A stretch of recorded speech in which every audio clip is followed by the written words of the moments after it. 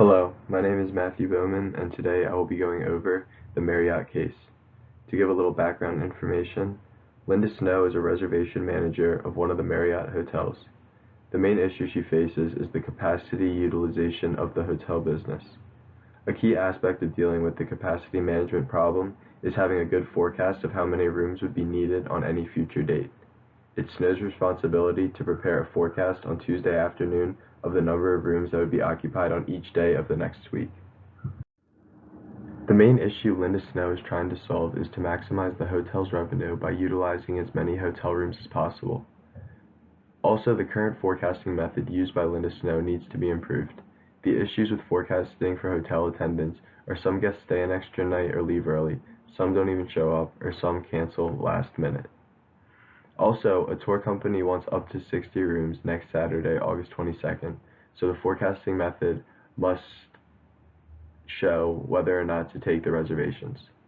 Finally, inaccurate forecasting will result in the Marriott losing money.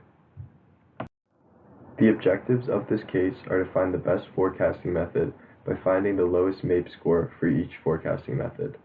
The MAPE is a measure of prediction accuracy of a forecasting method, so the lower the MAPE score, the more accurate the method will be. Snow decided to investigate these 4 forecasting methods: the naive approach, moving averages, exponential smoothing, and regression forecasting. By using the past 14 weeks of data, Snow can use each method and find the MAPE. She should choose the method with the lowest MAPE score. This is how the raw data is set up. It is divided into weeks, day-of-week indicator with 1 being Saturday, actual demand, Tuesday bookings, pickup ratio, and Dow index. The Dow index repeats itself. This is a list of all the stakeholders of Linda Snow's forecasting method. Linda Snow, hotel staff, hotel guests, hotel managers, the CEO of Marriott, competition around the area, and civilians living near the hotel. Since the forecast that Snow chooses is used by almost every department, the entire hotel staff is dependent upon what demand she forecasts, for scheduling and for other purposes. The hotel guests are another stakeholder because without enough staff members, there will be longer waits, which will result in unhappy guests, which hurts Marriott's reputation and potential loss of profits. The Marriott managers are another stakeholder since they want smooth and efficient operations to keep their guests happy and make the most profit. The hospitality industry analysis was conducted through outside research. The top competition of the Hamilton Hotel are other hotels in the area and indirect competition such as media companies like Google, online retailers such as Expedia, and other hotel companies that are becoming more popular such as Airbnb. The current major hotel industry trends are that technology is transforming customers' experiences, hotels need an online presence through social media, millennials will represent 50% of all travelers in the United States by 2025, and hotels should focus on driving direct bookings through optimized websites. Next, I will go into the solution options. As I stated before, Linda Snow will look into 4 other forecasting methods. They will be the naive approach, 3-week moving average, exponential smoothing, and regression.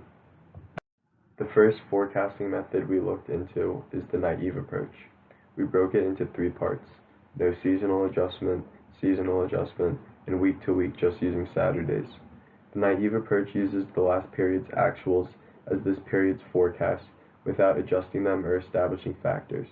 It produces very general forecasts that are not as accurate as the other methods, as you can see through the high MAPE scores. Next, we look at 3-week moving average.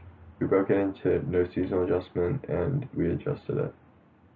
For 3-week moving average, Snow used the past 3 Saturdays demand and divided it by 3 instead of using the past 3 days to consider seasonality. The 3-week moving average can measure trends that are either linear or not, unlike the naive approach, which makes it more accurate. Since the trend is neither linear nor a standard curve, trend can't forecast future value, so it doesn't work well to forecast short time series. The next forecasting method we looked at is exponential smoothing. Snow uses the three alphas for exponential smoothing: 0.05, 0.25, and 0.5.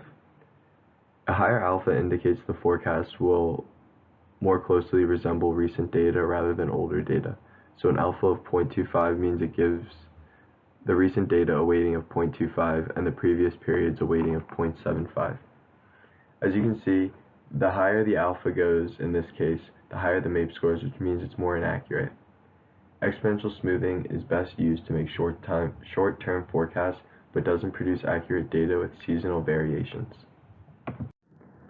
Finally, the last forecasting method we looked at is the linear regression forecasting method, when Tuesday bookings must be X, while the demand is Y. To find the equation above, we graphed all the points of the data on a scatter plot and found the line of best fit. After finding the equation, we can enter Tuesday bookings for X to find the forecasted demand. The MAPE score was the lowest compared to all other methods with a 7.25. Regression can handle trends and is good for short and long-term forecasts. It shows the relationship between two variables. And now with this equation, you can put in any Tuesday bookings value to see the output. For my short-term recommendations, I believe that Snow must change the forecasting method to the linear regression forecasting method with that equation above. X equals Tuesday bookings, while Y equals demand. Next, she should accept the 60 rooms from the touring company according to the forecast. When using the regression model on August 22nd, it forecasts there will be 1,801 rooms in the hotel occupied. Since the hotel is 1,877, there is room to take all 60 reservations. Snow should call the tour company back to let them know that there's rooms available. Snow should also let all the hotel staff know that she forecasted that the hotel will be at capacity, so each manager can prepare and schedule enough workers for all the guests coming. For the long-term recommendations, I believe Linda Snow should continue to utilize the regression forecasting model, but update the data every quarter of the year. Also, since the hotel is more popular in the midweek, she should market to gain more guests on the weekends. Through the outside research, I have two more long-term recommendations. They are to optimize the Marriott website that gives customers a frictionless way of booking, and to create more of an online character for the hotel through social media. Because millennials will be half of the travelers in the United States by 2025, it's important to understand millennials are tech-savvy and want frictionless experiences, which means no waiting in line or talking on the phone to book a reservation. An optimized website will gain more internet traffic, which will result in more heads in a bed, which maximizes the Marriott's profits. This will have a large upfront cost for the software, but over the years it'll gain more guests and end up profiting in the long run. In conclusion, the regression forecasting model is the best method for the Marriott case because it has the lowest MAPE scores compared to the other three forecasting methods. Snow should continue to keep the other hotel managers in the loop of the forecast so everyone can plan to prepare to hold the number of guests efficiently. Maximizing revenue is the main goal, but an accurate forecasting method must be determined in order to cut costs effectively.